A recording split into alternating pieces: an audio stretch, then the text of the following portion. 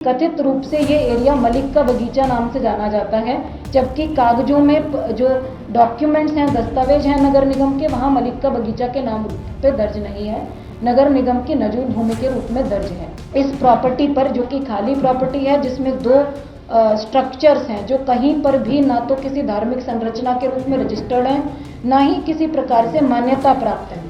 उन स्ट्रक्चर्स को कुछ लोग मदरसा कहते हैं, कुछ लोग उसको नमाज स्थल कहते हैं, लेकिन उसका विधिक रूप से दस्तावेजों के अंतर्गत कोई अस्तित्व वर्तमान में नहीं है। इसका बैकग्राउंड ये है कि 15-20 दिन से हल्द्वानी के अलग अलग क्षेत्रों में, और उससे पहले से भी माननीय उच्च न्यायालय के आदेश के बाद भी अतिक्रमण पर कार्रवाइयाँ हुई हैं। अन्य जो स्टेट गवर्नमेंट के द्वारा भी जो है सरकारी भूमि पर अवैध अतिक्रमण को हटाए जाने के संबंध में जिला स्तर पर टास्क फोर्स गठित करी गई है। सरकारी संपत्तियों की सुरक्षा के दिशा निर्देश दिए गए हैं। सरकारी संपत्तियों की GIS मैपिंग करी जा रही है। जो कब्जे हैं उनको हटाया जा रहा है। जो सरकारी परिसंपत्तियां हैं उनको सुरक्षित करने हेतु अधिकारियों के उत्तरदायित्व निर्धारित करे जा रहे हैं। आपके मीडिया के द्वारा इसको समय समय पर रिपोर्ट भी करा गया है। पिछले 15-20 दिनों से एक ड्राइव हल्द्वानी क्षेत्र में नगर निगम की परिसंपत्तियों के संबंध में चला। शहर के जो चौराहे हैं, सड़कें हैं, ट्रैफिक कंजेशन से मुक्ति दिलाने के संबंध में उनके चौड़ीकरण की एक्टिविटी भी चली। सभी जगह विधिक रूप से प्रक्रिया पूर्ण करते हुए सभी को नोटिस दिए गए, सुनवाई के अवसर दिए गए। सुनवाई समिति ने करके प्रत्येक व्यक्ति को एक एक करके सुना और सबका निस्तारण किया। निस्तारण करने के बाद कुछ लोग माननीय उच्च न्यायालय में भी अप्रोच किया। कुछ लोगों ने, कुछ को समय मिला, कुछ को नहीं मिला। जहां पर समय नहीं मिला वहां डिमोलिशन ड्राइव भी नगर निगम, PWD और अन्य विभागों के माध्यम से अपनी अपनी परिसंपत्तियों पर टेकअप करी गई। तो मेरा ये स्टोरी, ये बैकग्राउंड बताने का मकसद ये है कि ये कोई आइसोलेटेड एक्टिविटी नहीं थी। ये कोई एक ही परिसंपत्ति को टारगेट करके करी हुई एक्टिविटी नहीं थी। ये पूरे काफी लंबे समय से हल्द्वानी के अंतर्गत सरकारी परिसंपत्तियों को अलग अलग क्षेत्रों में बचाने का, सुरक्षित करने का, अतिक्रमण मुक्त कराने का अभियान चल रहा है। उसी के क्रम में इस प्रॉपर्टी पर, जो कि खाली प्रॉपर्टी है, जिसमें दो स्ट्रक्चर्स हैं जो कहीं पर भी ना तो किसी धार्मिक संरचना के रूप में रजिस्टर्ड हैं, ना ही किसी प्रकार से मान्यता प्राप्त है। उन स्ट्रक्चर्स को कुछ लोग मदरसा कहते हैं, कुछ लोग उसको नमाज स्थल कहते हैं, लेकिन उसका विधिक रूप से दस्तावेजों के अंतर्गत कोई अस्तित्व वर्तमान में नहीं है।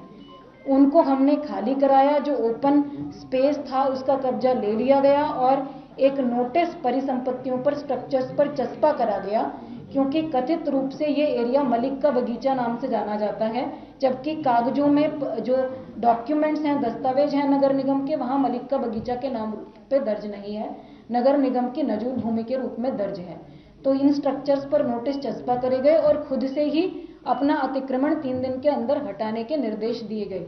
3 दिन के अंदर अतिक्रमण न हटाए जाने की दशा में या तो अपने अभिलेख प्रस्तुत करेंगे जिससे स्वामित्व सिद्ध हो सके, या तो हटाएंगे, अदरवाइज नगर निगम द्वारा हटा दिया जाएगा। ये बिल्कुल क्लियर इंस्ट्रक्शंस संबंधितों को 30 तारीख को दे दिए गए थे।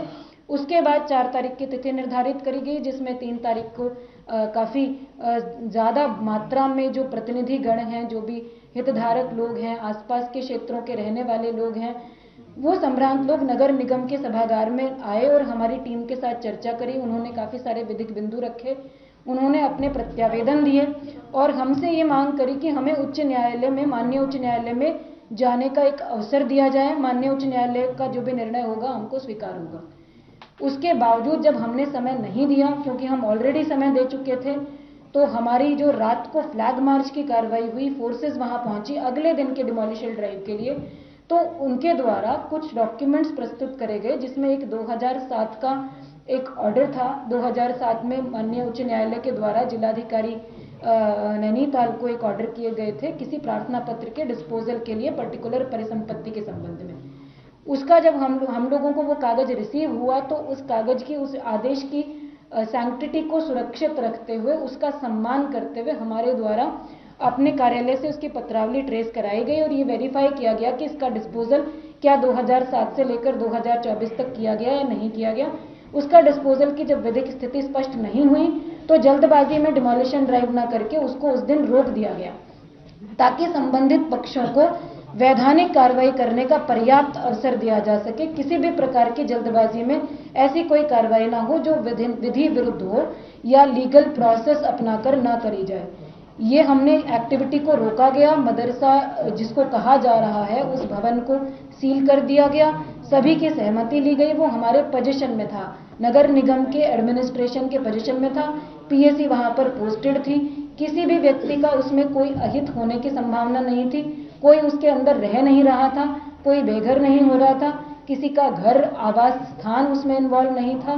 That was a structure which was illegal. और उसको डिमोलिश करने से पहले जितनी भी विधिक प्रक्रियाएं हो सकती हैं वो पूर्ण करी गई। जब हमने अगले दिन 2007 के ऑर्डर का डिस्पोजल किया नेक्स्ट डे अपने कार्यालय में, उसके बाद इस बीच में संबंधित पक्ष के द्वारा माननीय उच्च न्यायालय से नोटिस पर स्टे लगाए जाने की डिमांड करी गई। माननीय उच्च न्यायालय ने 2 दिन सुनवाई करी और दूसरे दिन सुनवाई में ये निर्देश दिए कि जो याचिकाकर्ता पक्ष है उनको किसी भी प्रकार की राहत दिए जाने से मना कर दिया गया। जो हम लोगों को जो माननीय उच्च न्यायालय से हमारा कम्युनिकेशन का माध्यम होता है अपने सरकारी एडवोकेट्स के थ्रू, उनके थ्रू कम्युनिकेट हुआ प्रॉपर इन राइटिंग के ओरल ऑर्डर्स में किसी भी प्रकार का रिलीफ संबंधित पक्षों को माननीय उच्च न्यायालय के द्वारा नहीं दिया गया है। तो ये मूवमेंट हम लोगों ने, क्योंकि हमारी प्रिपरेशन तो 3 दिन पहले ही कंप्लीट हो गई थी डिमोलिशन ड्राइव की, हमारी टीमें 3 दिन पहले से डिमोलिशन ड्राइव के लिए तैयार थी। तो हमने डिमोलिशन ड्राइव शुरू करने का निर्णय लिया।